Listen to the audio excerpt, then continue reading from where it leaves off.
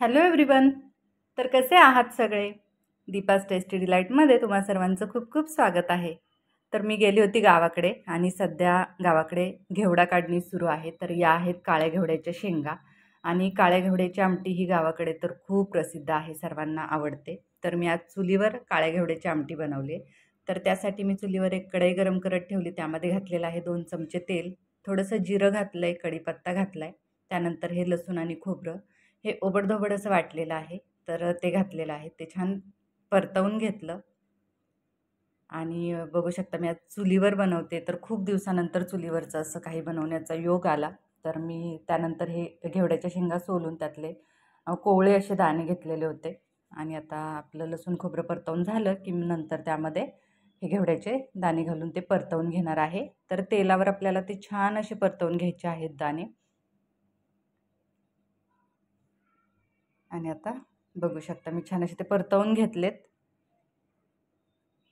आणि त्यानंतर आता आपण अगदी गावाकडे म्हटलं की काही फार मसाल्याचा कोणी यूज करत नाही, पण टेस्टच काय ती गावाकडे वेगळी असते. तर मी फक्त कांदा लसूण मसाला, हळद, थोडासा गरम मसाला आणि चवीनुसार मीठ घातले.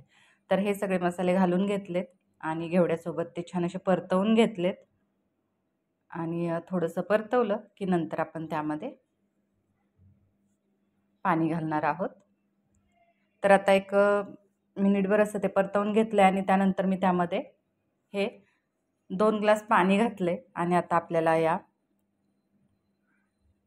भाजीला छान अशी उकळी आणायची आहे आणि तो घेवडे पूर्ण शिजतील मऊ असे इथपर्यंत आपल्याला ते आमटी उकळवून घ्यायची आहे. तर त्यानंतर मी वरून घातलेली आहे भरपूर अशी कोथिंबीर आणि त्यानंतर आता बघू शकता आपल्या आमटीला छान अशी उकळी आलेली आहे आणि ती मधून मी अशी ढवळून घेतलेली आहे.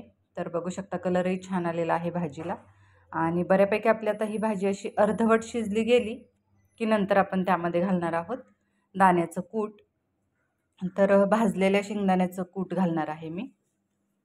तर आता बऱ्यापैकी बघा तुम्ही भाजीचा कलरही अगदी काळपट असा झालेला आहे, कारण आपण हे लोखंडी कढईमध्ये कालवण बनवलेलं आहे आणि तसंही घेवडे काळेच असतात, तर त्याची आमटी आधीच काळी होती आणि परत मी त्या लोखंडी कढईमध्ये बनवल्यामुळं त्याला जास्त काळपटपणा आला आहे, पण टेस्ट बाकी खूप छान येते लोखंडी कढईमध्ये बनवलेल्या आमटीची.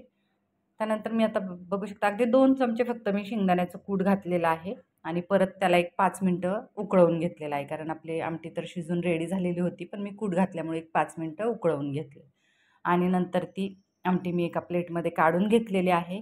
तर भाकरीसोबतच गावाकडे तर ही आमटी खातात, जास्त करून चपातीचा म्हणजे चपाती नाहीत खात गावाला.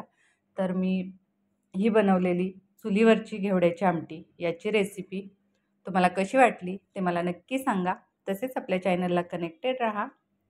रेसिपीज आवडत असतील तर लाईक, शेअर आणि सबस्क्राईब नक्की करा. चला तर मग असंच भेटूया पुढे अशाच एका नवीन रेसिपीसह. तोपर्यंत बाय. Thank you.